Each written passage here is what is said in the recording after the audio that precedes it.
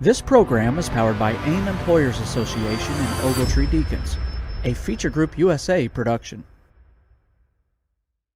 Hello, everybody. I'm Bert Garland. I'm a shareholder at Ogletree Deacons in the St. Louis office. The 2026 National Business Trends Survey shows that 40% of executives see developing future leaders as a serious long-term challenge. Everyone says they want to develop future leaders, but if the work that builds leaders is either being hoarded or handed straight to AI, what are we actually developing? All this and more on This Week at Work. Welcome to This Week at Work, the only show to pack workplace news, practical HR solutions, and timely insights into every 30-minute episode. From the latest rulings in the courtroom to the strategies unfolding in the boardroom, and from real conversations taking place on the front lines to spotlighting what similar companies are doing about the challenges they face. This Week at Work brings you the conversations that matter most to HR professionals and business leaders like you. Brought to you by AIM Employers Association and Ogletree Deacons, live every Thursday morning. This is your opportunity to connect with their experts and ask your burning questions. So what's keeping you up at night? Let's face it together now on This Week at Work. All right. So, of course, if I'm hosting today, that means my partner in crime, Phil, is not with us today. He's got some work-related travel. We are fortunate to have Lauren Patel from AIM as a guest today. She's the head of sales, communications, and strategic engagement. Lauren, welcome. Hello. Nice to be back, Bert. Very happy to have you. Also, I don't know if anybody had a chance to see, but if you've seen monkeys and a goat loose in St. Louis this week, don't panic. It was just producer Nick's family reunion at the zoo. Always tricky figuring out who they're supposed to leave in the minivan. But I assure you that Nick has finally rounded up his family. Is that right, Nick? It is. Look, if everybody just did their job, okay, my cousins wouldn't get loose. This is just getting frustrating. Could this maybe be some poor delegation on your family's part, Nick? Do we think maybe? Hey, that's a good idea. Yeah, what a way to lead into our topic today. How can leaders strengthen their delegation skills, which we'll get to. But first, I want to catch everyone up on some legal updates. So I, Nick, am ready for Lawyer on the Clock. So pull that lever, Nick. Curious about a case that could wreck your workplace? Lucky for you, we have a lawyer on the clock. So there is a ton going on these days. First of the year, Trump has a quorum at the EEOC. He has a quorum at the NLRB. We're going to talk a lot about the EEOC today. First, I want to talk, though, about the law on AI and hiring. As we covered in the show last week, Illinois has recently implemented, and it took effect at the beginning of the year, a new law on using AI in hiring. Of course, at the federal level, there's no comprehensive statute specifically regulating the use of AI in hiring or employment decisions, but typically oversight in that area would fall under existing civil rights laws that are primarily enforced by the EEOC. And again, we're going to talk quite a bit about the EEOC today. Of course, Title VII prohibits employment discrimination based on race, color, religion, sex, or national origin. AI tools that result in disparate impact, which would be like screening out protected groups at a higher rate. AI tools have to be job related and consistent with business necessity. So you need to be careful using AI if it screens people out. There's also the ADA, Americans with Disabilities Act, the ADEA, Age Discrimination and Employment Act. We need to be careful of all those statutes and make sure that that AI tools are not creating disparate impact on those protected groups. December 11, 2025, President Trump issued an executive order called the Ensuring a National Policy Framework for Artificial Intelligence, which seeks to reduce regulatory fragmentation among the states by directing federal agencies to challenge state AI laws via preemption claims, litigation task force, and policy statements. This EO executive order does not impose new employer obligations or alter civil rights enforcement and hiring, but it does focus on interstate commerce and First Amendment issues, leaving disparate impact liability intact. And so, again, I think what we want to do here is we want to make sure we're auditing AI for compliance with these laws, regardless of the type of AI tool that we're using. There are states, as I mentioned, Illinois, Texas, Colorado, California, and Utah, plus ongoing rules in New York that have laws regarding AI in hiring.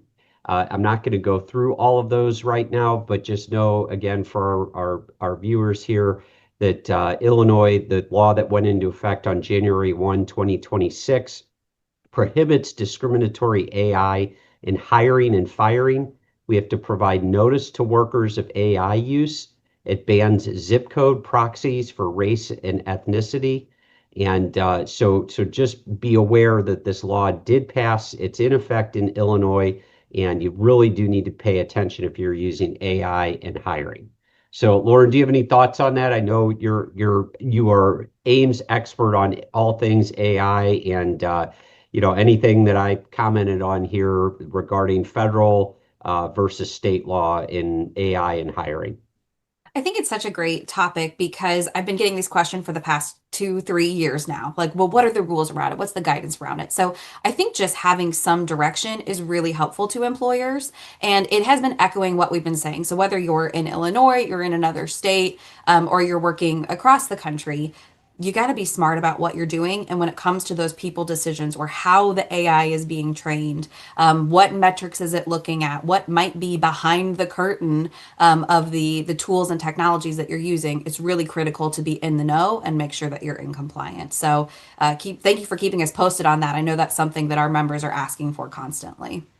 Thanks, Lauren. So I now promised a little talk about what's going on at the EEOC. Said we're going to focus on the EEOC today.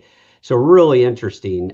Just yesterday, the EEOC voted along party lines. Remember, there are two Republican commissioners on the EEOC right now at the commission and one Democrat commissioner at the commission. They voted along party lines yesterday to rescind a voting procedure that gave commissioners the right to call debates on proposed policy changes. And what that really means is that the Republican majority at the EEOC is really going to be pressing forward at an aggressive pace with the Trump agenda at the EEOC because of lack of appointments, lack of a full commission last year, the staggered expiration of terms, etc. The EEOC during Trump's first year was really pretty quiet, but expect some aggressive things. Interestingly, at this meeting yesterday, where this voting procedure was rescinded, Chair Andrea Lucas and Commissioner Brittany Panuccio, they voted along their party lines to rescind this voting procedure, and that led Chair Lucas to specifically say, "quote Elections have consequences, and it is entirely appropriate for a majority, including a Republican majority, to exercise its powers consistent with what the Republican majority deems necessary to implement the administration priorities." So that's a very aggressive statement by Lucas. When they were discussing this, Lucas and Panuccio had declined to support the Democrat members' plans, Kalpana Kotagal. When Lucas asked if there was support for Kotagal's second proposal, an unidentified voice chimed in to the public meeting and stated, "Of course not. Blondie doesn't care."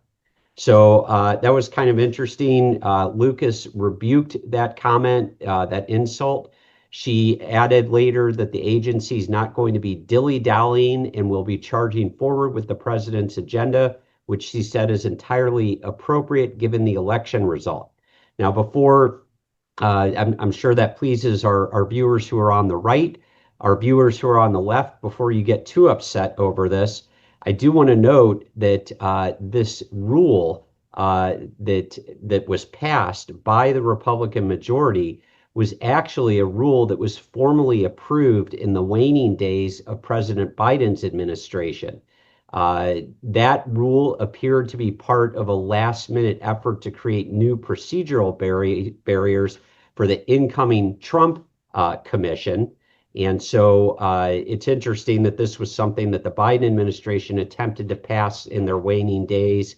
But of course, now they're opposed to this type of procedural change. So what might this mean?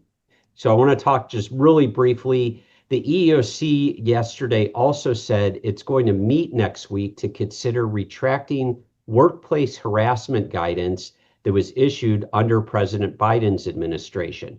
Recall that prior to the Biden administration, for decades, there had been no guidance from the EEOC on what constitutes harassment. During the Biden administration, they issued guidance on what constitutes harassment and paid particular attention to discrimination protections for LGBTQIA plus workers.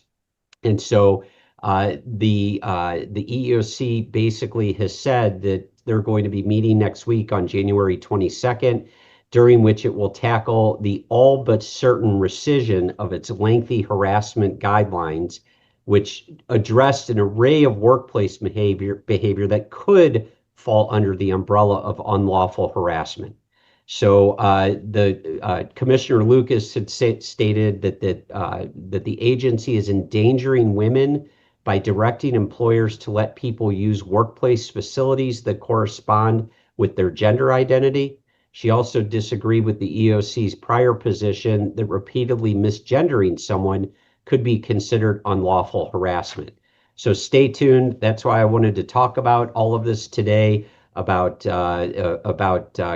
Commissioners Lucas and Panuccio voting to rescind procedures that gave those commissioners the right to call debates on policy changes, because I think you are going to see the harassment guidance be rescinded next week, and a lot of the LGBTQIA plus guidance that the prior administration put forth. I think you're going to see a rapid rescission of that next week. The last one I want to talk about is also very interesting, sticking with the EEOC, and then we'll get to Lauren. The EEOC leaders have really shifted enforcement protection to protect white men from alleged workplace bias. They have said that white men are facing hurdles in the workplace, and they are having trouble, however, the EEOC is having trouble finding plaintiffs to bring cases. And so the head of the EEOC's in the Justice Department's Civil Rights Division have actually turned to social media and other outreach tools to reach white men who are not historically prime filers of bias suits. EEOC Chair Lucas had posted a video on X encouraging white men to file discrimination charges.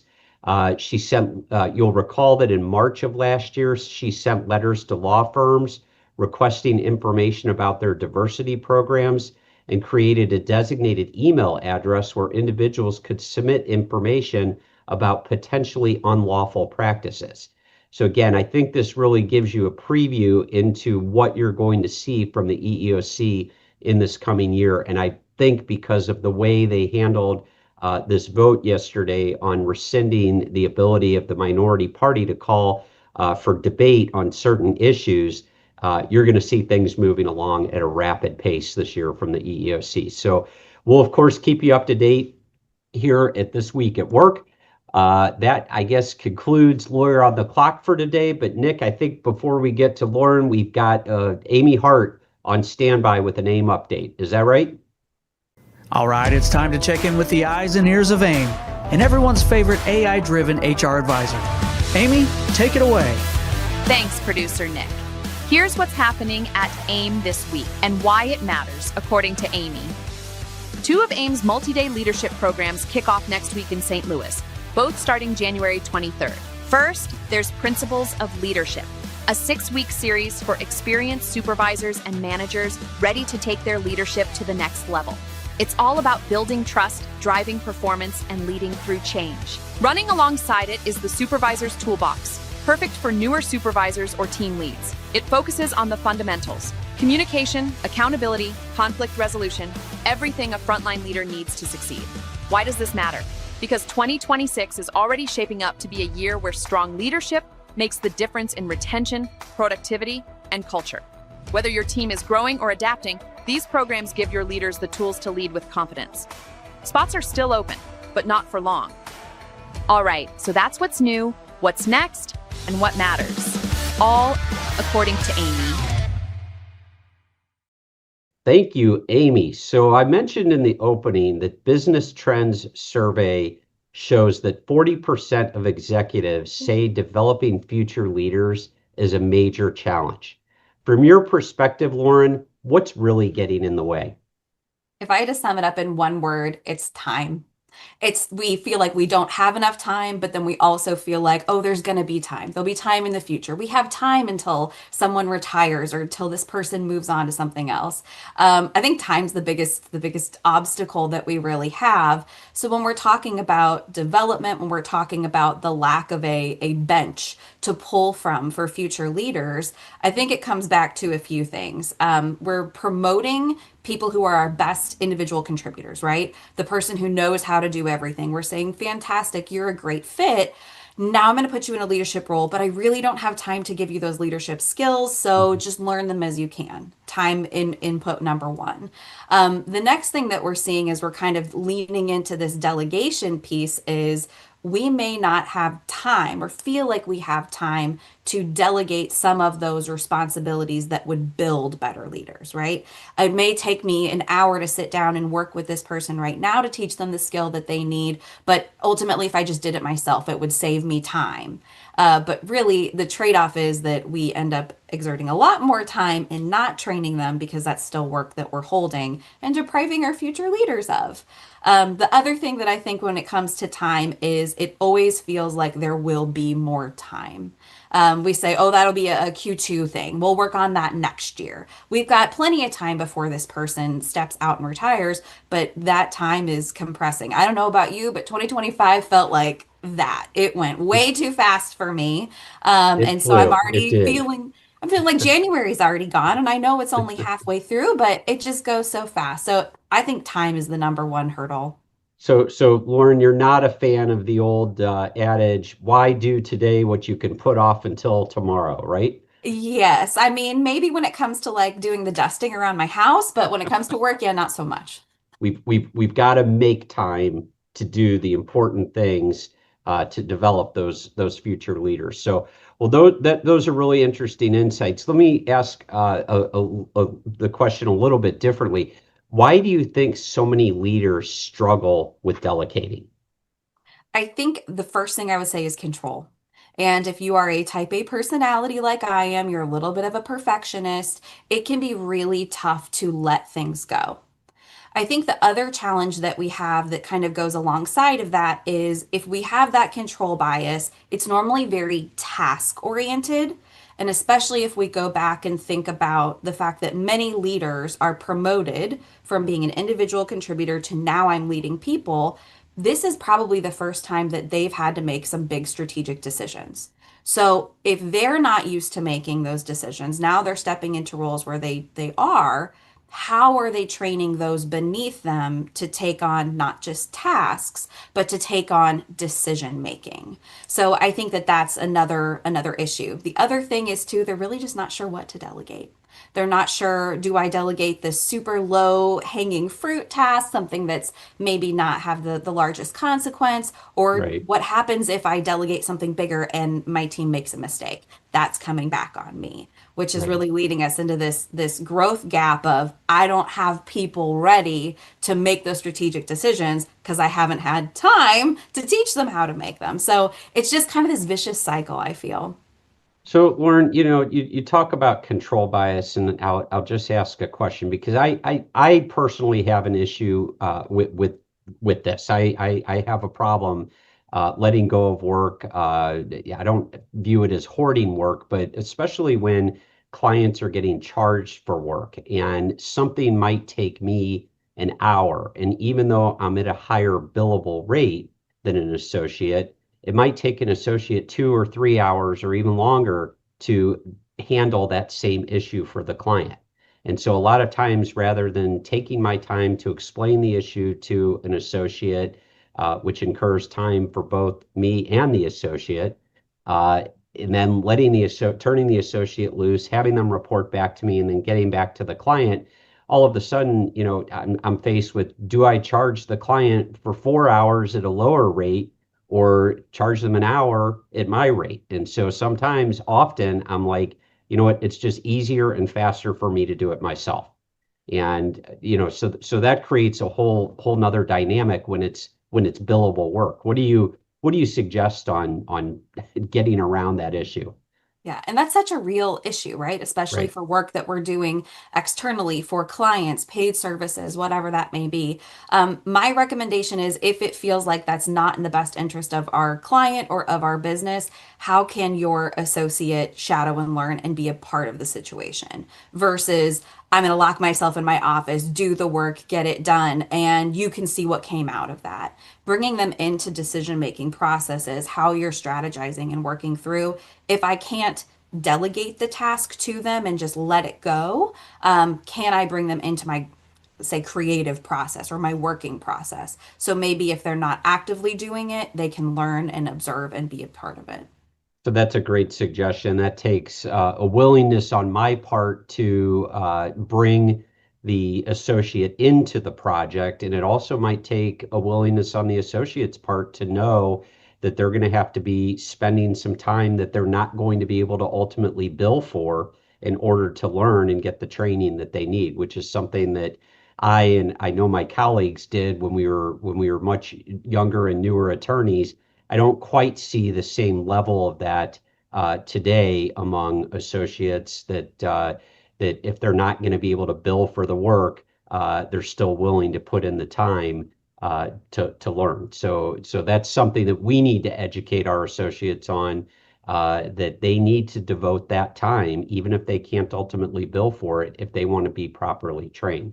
So those are really helpful thoughts there. Lauren, we chatted a little bit. You had personal experience with a delegation issue early in your career that helped shape you. Is that right? Yeah, absolutely. So, prior to coming and working for AIM, I was a full-time trainer and for a large sales organization. And I got handed a project that was traditionally above the scope of that role. So it was really a stretch project, but it Mhm. gave me a lot of opportunity, a lot of autonomy, and it absolutely changed how things worked for me in that organization, the connections that I built, and really changed the trajectory of my professional career. So I have to go back and say thank you to that boss for delegating something that she very easily could have been like, this is normally in my scope. Just let me do it. But she was there as a guiding force, and it wasn't just deliver a training or do the material. It was the entire scope of the full project. So when we're talking about delegation, when we're talking about things being hard to let go or maybe like hoarding work, I think where it often comes into play is we're assigning out tasks. Do this thing, write this email, be a part of this thing, pull in my research for me. And it's not necessarily the creations, the builds, the full product or project management pieces. Right. So when someone did that for me, it changed things. But as I continued on into my leadership career, and I had led people before and I've led people after, I came back to it's really hard to let stuff go. Yes. So when it became easier for me to delegate, not just tasks, but strategic decisions, project management, making bigger choices in the business, was when I had really spent the time, come back again, to develop the people who I was assigning these things out to, who I was delegating things out to. So even when it was our default is to hold it to ourselves. We're concerned about the quality, we're concerned about, the time and things like that. Delegation became really easy for me when I trained the people who I was delegating to, when I trusted them, when I knew we were on the same page. But again, that doesn't happen overnight. It was a conscious choice, knowing that I was not going to develop them into what they were wanting to do in their career, and I was going to be overwhelmed and overloaded with my workload if I didn't. Really interesting. So kind of bringing the program full circle, because I started off talking about AI and hiring and decision making in the employment context. What impact does AI have on this idea of delegation? I could geek out on this all day, so I'm going to try to be as brief as I can. But I think that I've been using AI, every single day. I've been in the top 1% of users in 2025 for ChatGPT. So when I say I use Wow. it a lot, I really do. And don't come after me for the amount of water that it's used. I know I really do weigh what I'm doing. But when we're talking about delegation, from a leader perspective, we're going to be entering a workforce where we're not just delegating to humans, we're delegating to AI. Right now, many of us are sitting in generative AI, the chat GPTs of the world, right? And we've gotten this idea of I can delegate a task, write this email, do this research, maybe stuff we would have given to interns or, newer employees. Now we're asking AI to do those tasks. And what we're finding is our directions are really critical. If you give a poor prompt, you're going to get a poor result.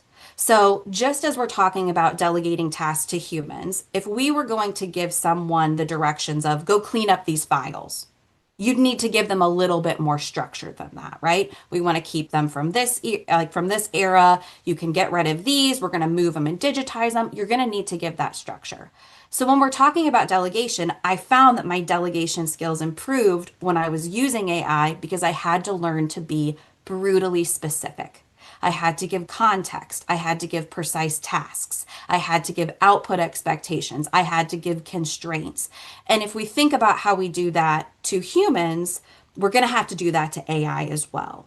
So if I take a step back and say, all right, I know I'm going to have to at some point be delegating work out to both AI and to humans, who do I delegate what to? Well, I'm going to still hold the stance that human decisions that have to do with people and their employment and who are we hiring and what are we paying them, those are human decisions. So, can I, as a leader, find a way to work on delegating and expanding that scope of work and influence to my next generation of leaders? Whereas I'm going to put those tasks over towards AI. But in either way, I'm going to have to be intentional. I'm going to have to be specific. I'm going to have to be really good about putting up those guardrails.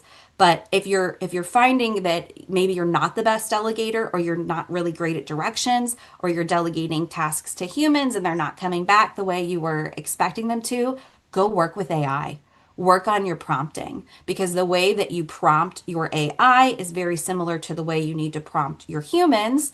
And it really will help you to become a better delegator because you'll learn to be more specific. What's the So, scope? What's the output? Yeah. so the old saying still holds true today, GIGO, garbage in, garbage out. If you Yeah. put in bad inputs, you're going to get bad results or bad responses. And I think what you're saying is that works that holds true with both AI and people. But using AI, you have to be so specific and so intentional in your prompting that it might actually help you improve those skills when prompting people as well. It absolutely will. And when we think about the consequences of the work that happens when we delegate out to someone else, right? If we're concerned about, oh, this might not be up to my standards or they might do something inaccurately, are there managers who could say, well, I delegated that out to so and that's what they did, and we're trying to kind of place blame inappropriately? We know it's happening. It's not right, but it is happening. What happens when that leader has delegated the task to the AI agent that they have developed, that they have worked alongside? That's coming back to our leaders. We're not going to be able to just go over and blame the agent. The agent is programmed based on what you've given it. So when we're talking about the specificity and what you're putting in and what your expectations are, 100%. I always go back to that New Radical song, you get what you give. Yeah. So be specific and be very clear, no matter if it's a human or AI you're delegating to. Lauren, if we're trying to develop future leaders, if that's the goal, what's the one thing leaders should start doing today right now to help with this? Delegate a decision, don't delegate a task. I know in a lot of delegation courses, I think it comes out of that time management mindset of you're going to need to clear things off your plate. You're going to have to learn to let things go so you can manage your new workload. Assign a task out, assign something that's low risk. That's fine, but you're going to be assigning that stuff out to AI. Assign decisions, assign impactful work to your humans, and that will help you to balance what's coming in the future. Lauren, thank you so much. That's invaluable guidance. Don't forget, everyone, you can reach out to the solutions team at AIM, solutions.team@aimea.org or 314-754-0236. Also learn about becoming an AIM member at AAIMEA.org, aimea.org. Lauren, is there anything else happening at AIM that you want to make the audience aware of? I feel like we've got to talk about our leadership conference. We just opened up registration a week ago, and we are getting close to halfway sold out. So if you want to be a part of the leadership conference, it is on May 15th here in St. Louis. I'm telling you, it is a fantastic day. I was blown away my first time joining the conference thinking, what is this organization in St. Louis going to put on? It is a world-class event, and I'm not just saying that as an AIM employee, I'm saying that as an observer and an attendee as well. So check out our website for those details. Get your spot, get a table for your organization. If you want to live that succession planning and start growing those leaders, this is a place to send them. Lauren, thank you so much. I think that wraps it up. We'll be back next week at 7:30 Central Time. Until then, go out and be good to someone. Thank you once again for tuning in to This Week at Work. If you enjoy the show, please like it, share it, and make sure it's on your calendar every week. Ask your burning questions anytime and let us know what topics you'd like us to cover. Just go to hrask.org and be sure to leave a review wherever you catch our show to help other HR pros find us as well. We'll see you next week when we discuss what's happening this week at work.